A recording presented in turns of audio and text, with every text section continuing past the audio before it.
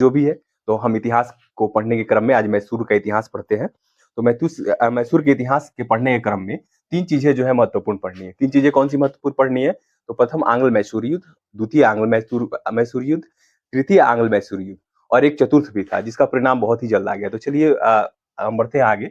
तो सबसे पहले देखते हैं हम कि आज का जो हमारा ये क्लास है ना, ये है मैसूर के इतिहास के बारे में हम पढ़ते हैं। ठीक है, मैसूर के इतिहास के बारे में देखिए। तो इसकी कहानी अगर हम शुरू करें ना, तो 1612 ईस्वी से इसकी कहानी शुरू होती है। ठीक है, वहां पे वाडियार वंश का, इसका वाडियार वंश का शासन होता है। ठीक है, और वाडियार जो है, वाडियार वंश के शासक होते हैं चिक्का, ठीक है ना, चिक्का कृष्ण राव, ठीक है ना, चिक्का कृष्ण राव वाडियार, ठीक है ना, वाडियार द्वितीय।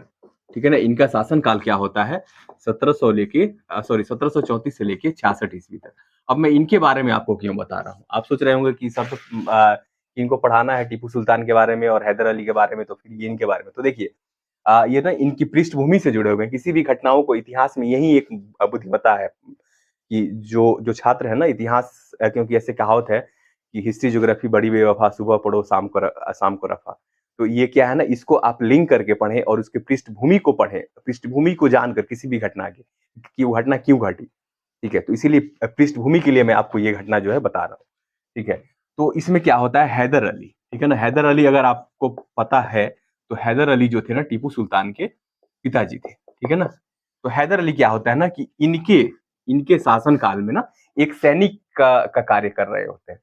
ठीक है, तो सैनिक के काल में बट क्या था, ये अपनी योग्यता और बुद्धिमत्ता के कारण योग्य सिपाही थे और योग्य थे। और देखिए, कहने का मतलब क्या था कि वो अनपढ़ थे, ठीक है, अशिक्षित थे, लेकिन फिर भी अशिक्षित के बावजूद भी वो इतने साहसी थे और बुद्धिमान थे कि उन्होंने क्या किया ना, 1761 ईस्वी में मैसूर के शासक बन गए। ठीक है ना, मैसूर के शासक बन गए। और इन्होंने, जैसा कि आप यहाँ देख रहे हैं कि 1766 ईस्वी में कृष्ण राव की मृत्यु होती है, तब तक ये इनके अधीन ही कार्य कर रहे होते हैं। फिर उसके बाद जो है इनकी जब मृत्यु होती है 1761 में, तो सॉरी 1766 में जब इनकी मृत्यु होती है कृष्ण राव की, तो ये जो है ना, ये खुला एकदम, कहते हैं ना कि एकदम फ्री हो जाते हैं। तो अपना ये साम्राज्य विस्तार नीति करने के लिए कहाँ चले जाते हैं? ये चले जाते हैं मद्रास। ठीक है ना, मद्रास प्रेसिडेंसी पे ये क्या करते हैं, ये आक्रमण कर देते हैं। और इस तरह जब आक्रमण करते हैं, और मद्रास प्रेसिडेंसी पे उस समय अंग्रेजों का जो अधिकार था, तो इस प्रकार जो है ना प्रथम आंग्ल मैसूर युद्ध शुरू होता है। कौन सा होता है? प्रथम आंग्ल मैसूर युद्ध क्या होता है? प्रारंभ होता है प्रथम आंग्ल मैसूर युद्ध। तो इसका अगर इसका हम टाइम पीरियड देखेंगे तो 1767 से लेके ना 69 ईस्वी तक चलता है ये युद्ध।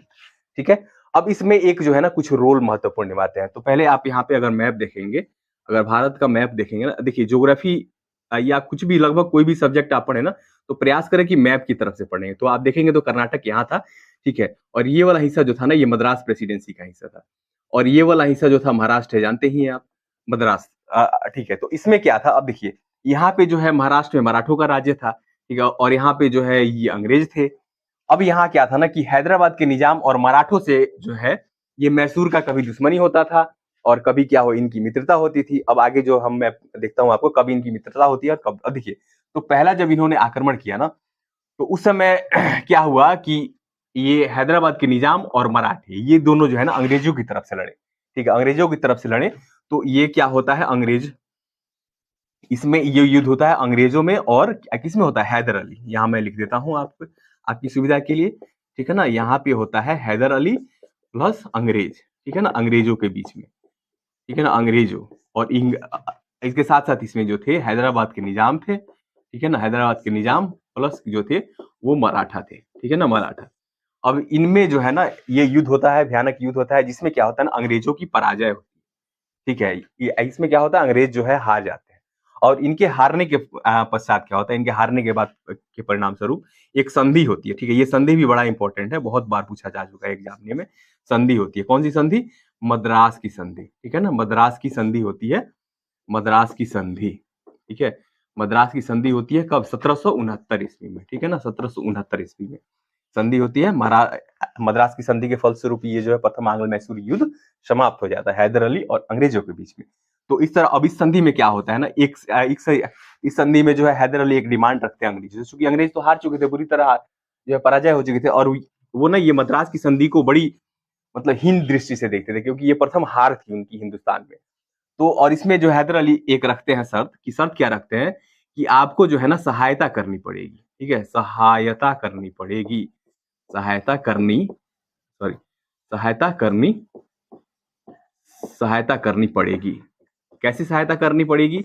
तो अगर अगर कोई भी बाहरी राज्य अगर मैसूर पे आक्रमण करता है तो आपको जो है अंग्रेजों को सहायता करनी पड़ेगी, ठीक है। यही से ये पृष्ठभूमि तैयार करता है द्वितीय आंग्ल मैसूर युद्ध का। कैसे, चलिए देखते हैं।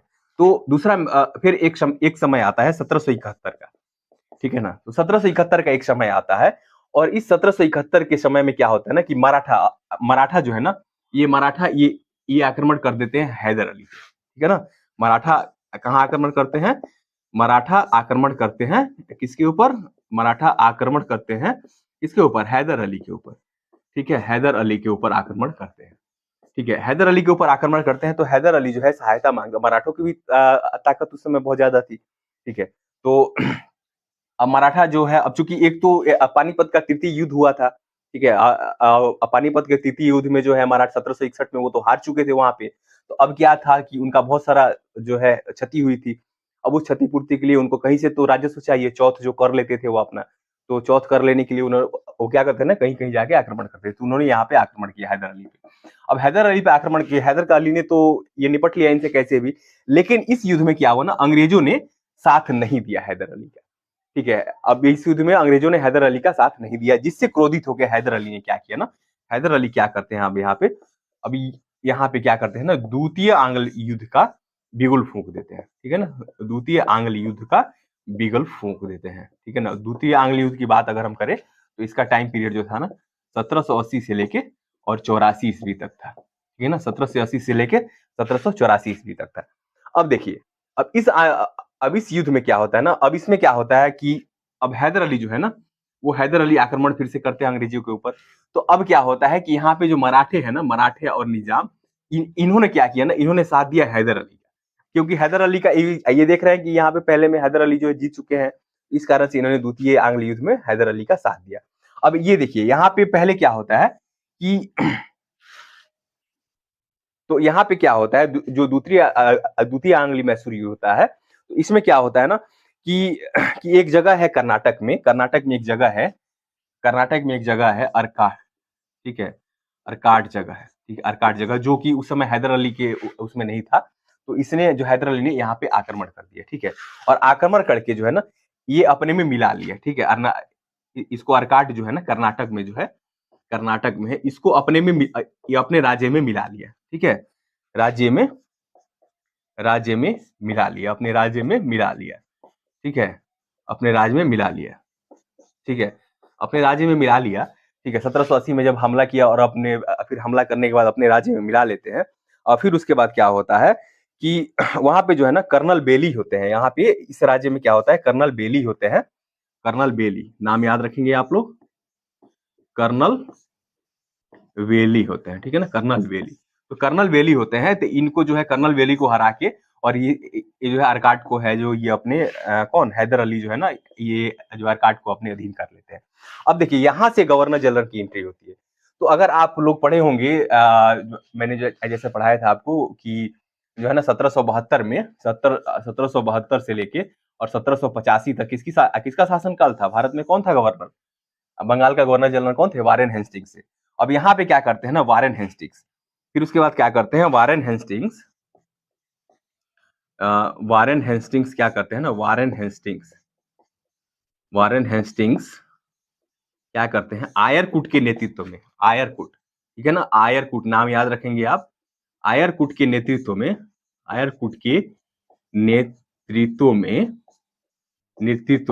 एक सेना भेजते हैं, ठीक है ना। कौन? वारेन हेस्टिंग्स आयरकुट के नेतृत्व में एक सेना भेजते हैं। और इस सेना का जो है, अब देखिए आयरकुट जो है ना, ये युद्ध नीति में बहुत ही माहिर था। अगर आप आयरकुट की बात करें तो एक आता है 1760 का वांडीवास का युद्ध, ठीक है ना। 1760 का एक आता है वांडीवास का युद्ध, ठीक है ना, वांडी वांडीवास का युद्ध, जो इसमें जो अंग्रेजों की तरफ से अगर हम बात करें तो अंग्रेजों की तरफ से लड़ा था ये आयरकुट ने, ठीक है ना, आयरकुट।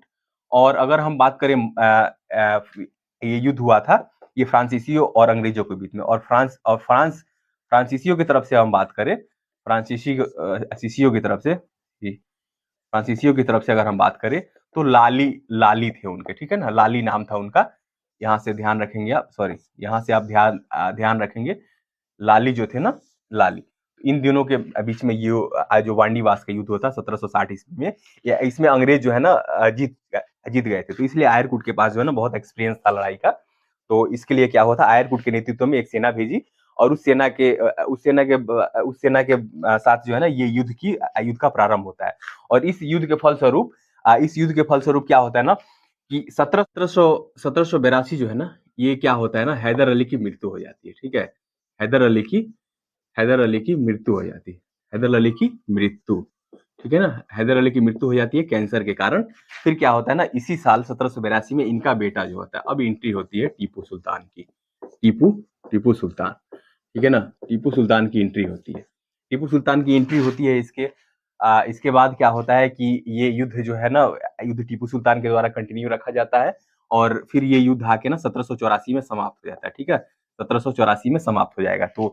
तो आपने क्या देखा, 1700 जो दूसरा आंग्ल मैसूर युद्ध का जो टाइम पीरियड था 1780 से लेके 1784 तक, और 1780 में आके एक संधि होती है, मंगलौर की संधि, ठीक है ना, मंगलौर की संधि, ठीक है, मंगलौर की ये युद्ध जो है ना बेहद निर्णायक होता है। तो मंगलौर की संधि होती है, और फिर जो है इनके अंदर जो है जो भी सैन्य कब्जे में होते हैं उनका हस्तांतरण हो जाता है, और फिर संधि हो जाती है। संधि होने के पश्चात फिर अब बढ़ते हैं तीसरे की तरफ, तीसरा आंग्ल मैसूर युद्ध, ठीक है ना। तीसरे आंग्ल मैसूर युद्ध के तरफ पढ़ने से पहले एक जो वक्त आता है ना 1785 का, ठीक है ना, 1785 का एक वक्त आता है, ठीक है, 1785 का एक वक्त आता है। इसमें क्या होता है ना कि चंदन की लकड़ी, चंदन की लकड़ी, चंदन की लकड़ी, चंदन की लकड़ी, काली मिर्च, ठीक है ना, चंदन की लकड़ी, काली मिर्च, चंदन की लकड़ी, काली मिर्च और इलायची, ठीक है ना, इलायची इत्यादि जो भी मसाले थे ना, उस समय जो है मसालों का राज्य वैसे ही कहा जाता है केरल को। तो उस साइड जो केरल कर्नाटक के समय में जो है ना काफी मसाले उस समय आई मीन उधर की तरफ जो है ना मसाले ज्यादा होते हैं। तो इनका क्या किया गया, इसने क्या किया, टीपू सुल्तान ने इनके ऊपर ना बैन लगा दिया, कहा कि तुम लोग यहाँ से व्यापार नहीं करोगे, तुम लोग को व्यापार हम यहाँ नहीं करने देंगे, ठीक है, तुम लोग को व्यापार यहाँ नहीं करने देंगे। तो इसके फलस्वरूप क्या होता है ना, अंग्रेज जो है ना गुस्सा हो जाते हैं। तो गुस्सा होने के बाद यहीं से जो है ना तीसरा आंग्ल मैसूर युद्ध का काल जो है ना वो शुरू होता है, तीसरा आंग्ल मैसूर युद्ध, ठीक है, तीसरा आंग्ल मैसूर युद्ध का जो है ना यहाँ पे जो है शुरू होता है। तो अगर हम देखें समय की बात करें हम कि तीसरे आंग्ल मैसूर युद्ध का समय काल क्या था, तो अगर आप यहाँ से देखेंगे तो 1790 से लेके ना 92 के बीच में होता है, ठीक है, 1790 से लेके 92 के बीच में होता है। अब देखिए इसमें क्या होता है ना 1790 से लेके 92 के बीच में, इस समय क्या होता है, अगर आप कार्नावालिस का पढ़े होंगे ना तो इस समय जो है ना कार्नावालिस का टाइम पीरियड चलता है, ठीक है ना, कार्नावालिस का टाइम पीरियड चलता है। तो इसमें क्या होता है ना कि कार्नावालिस का टाइम पीरियड चलता है। तो इसके साथ क्या होता है कि 1791 में जो है ना कार्नावालिस ने कमाल संभाला। पहले क्या होता है कि पहले जो है मराठों के साथ जो है ना निजाम तथा मराठे के साथ आक्रमण करते हैं, कौन सा, मिडोज, एक जो होता है ना मिडोज होते हैं यहाँ पे, मिडोज, ठीक है ना, एक होते हैं मिडोज, ठीक है ना, मिडोज होते हैं, मिडोज ने है ना मिडोज जो अंग्रेज होते हैं, तो इनके नेतृत्व में यहाँ पे आक्रमण होता है, ठीक है, आक्रमण होता है मिडोज के द्वारा, ठीक है ना, मिडोज के द्वारा आक्रमण होता है। और इसमें क्या होता है ना कि मिडोज को टीपू सुल्तान ने बुरी तरह पराजित किया, ठीक है, ठीक है ना, बुरी तरह पराजित किया। देखिए बोर्ड पे क्या है ना, बोर्ड पे जगह ज्यादा ना होने के कारण मैं इसको थोड़ा शॉर्ट फॉर्म में लिख रहा हूँ, इसलिए मैं बोलता जा रहा हूँ कि ताकि आप लोग जो अपना नोट्स बनाते चले, ठीक है ना, पराजित करता है टीपू सुल्तान, ठीक है, टीपू सुल्तान इनको पराजित कर देता है। अब यहाँ से क्या होता है ना 1791 का वक्त आता है, 1791 में कार्नावालिस जो है ना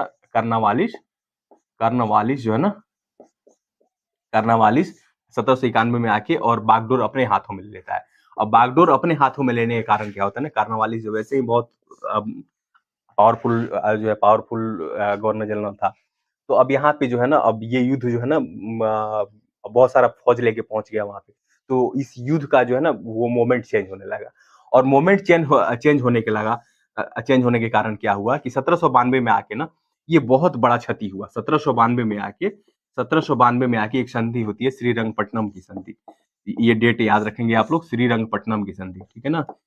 श्रीरंगपट्टनम की श्रीरंगपट्टनम की संधि, ठीक है ना। ये राजधानी थी टीपू सुल्तान की। श्रीरंगपट्टनम की संधि में होता है, ठीक है। और श्रीरंगपट्टनम की संधि में जो है ना, ये श्रीरंगपट्टनम की संधि के द्वारा ये इसका क्या होता है, ये जो तीसरा आंग्ल मैसूर युद्ध है, ये समाप्त हो जाता है, ठीक है।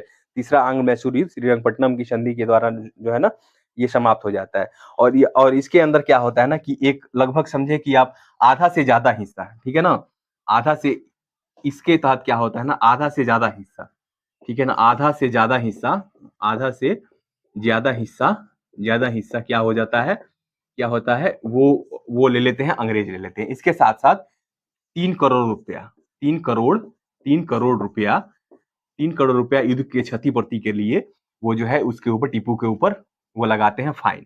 और ये भी शर्त लगाते हैं कि इनके 2 पुत्र, ठीक है ना, 2 पुत्र किसके पुत्र, 2 पुत्र टीपू सुल्तान के, जब तक आप ये 3 करोड़ रुपया का भुगतान नहीं करेंगे, तब तक आपके 2 पुत्र हमारे पास गिरवी रहेंगे, ठीक है ना। इस प्रकार जो है ये टीपू सुल्तान के लिए बहुत बड़ा एक समस्या खड़ा हो गया टीपू सुल्तान के लिए। तो टीपू सुल्तान ने क्या किया ना, कि ये आखिरी में दिया इसने 3 करोड़ रुपया और अपने 2 पुत्र को छुड़वा के लाए। उसके बाद एक पीरियड आता है 1799 का, ठीक है ना, चतुर्थ आंग्ल मैसूर युद्ध, चतुर्थ आंग्ल। देखिए इसमें वैसे तो पढ़ेंगे तो बहुत सारी चीजें, लेकिन मैं वो सिर्फ आपको बता रहा हूँ जो चीज इंपॉर्टेंट है। प्रथम आंग्ल, एक बार क्वेश्चन में पूछता है ना, जैसे श्रीरंगपट्टनम की संधि कब हुई, ठीक है ना, और हैदर अली की मृत्यु कब हुई, ठीक है ना, हैदर अली की मृत्यु कब हुई, या मंगलोर की संधि कब हुई। तो ये सारी चीजें पूछता है। और ये कई बार ना क्रम से सजाने के लिए देता है, प्रथम आंग्ल मैसूर युद्ध, द्वितीय आंग्ल मैसूर युद्ध। तो इनको जो है आप देख लेंगे, ठीक है। चतुर्थ आंग्ल मैसूर युद्ध का प्रारंभ होता है, चतुर्थ आंग्ल मैसूर युद्ध का प्रारंभ होता है, ठीक है ना। और इसमें जो है ना 1799, और ये प्रारंभ होता है, और जो है इसमें जो है टीपू सुल्तान मारे जाते हैं, ठीक है ना। अब ये क्यों होता है प्रारंभ, तो इसमें आते हैं वेलेजली, ठीक है ना, वेलेजली, वेलेजली। आप नाम सुने होंगे, नाम से वाकिफ होंगे, और नहीं होंगे तो जब मैं यहाँ पे लिख रहा हूँ ये सहायक संधि, तो आपको याद आ गया होगा, ठीक है ना। सहायक संधि लॉर्ड वेलेजली का सहायक संधि था, जिसके पहले जो है ना हैदराबाद के निजाम जो थे, वो सबसे पहले उन्होंने स्वीकार किया था। तो इन्होंने, वेलेजली ने क्या किया ना, कि सहायक संधि भेजा किसके पास, टीपू सुल्तान के पास। और टीपू सुल्तान ने उसको नकार दिया, कहा कि नहीं, मुझे सहायक संधि नहीं चाहिए, ठीक है। जिसके बाद क्या हुआ, वेलेजली जो है क्रोधित हो गए, और उन्होंने जो है टीपू के ऊपर आक्रमण कर दिया, और टीपू जो है बहादुरी से लड़ता हुआ मारा गया, ठीक है ना, मारा गया। इस प्रकार जो है ना, ये चतुर्थ आंग्ल मैसूर युद्ध समाप्त हो जाता है, ठीक है। तो ये थे आपके 4 मैसूर युद्ध। तो मुझे पूरा उम्मीद है कि आप लोगों को अच्छा लगा होगा, और आप लोग जो है ये पढ़ाने के क्रम में ही आपको याद हो गया होगा। तो आप जो है, मैं आपसे हमेशा ये कहता हूँ कि आपको मेरे पढ़ाने का अंदाज कैसा लगता है, जरूर कमेंट में राय दें, ठीक है। और कुछ कमेंट में बताएं अपनी राय। और दूसरी बात कि आप लोग अपनी पढ़ाई पे जो है हमेशा फोकस करें, ध्यान रखें, और हिस्ट्री को कभी जो है ना बोरिंग सब्जेक्ट ना समझे। हिस्ट्री को पढ़ना है तो उसको कहानी की तरह पढ़ें, ठीक है। और मुझे उम्मीद है कि मैंने जो भी कुछ बताया, आपको जो भी चीज पढ़ाए, ये कोई नई चीज मैंने नहीं बताई, ये जो पुरानी चीजें है, उन्हीं चीजों को मैंने रिकंटिन्यू किया है। तो कैसा लगता है आपको मेरे पढ़ाने का अंदाज, कमेंट में जरूर अपनी राय दें, ठीक है। तब तक अपनी पढ़ाई पे कंट्रोल रखें। जय हिंद, मिलते हैं अगले वीडियो में।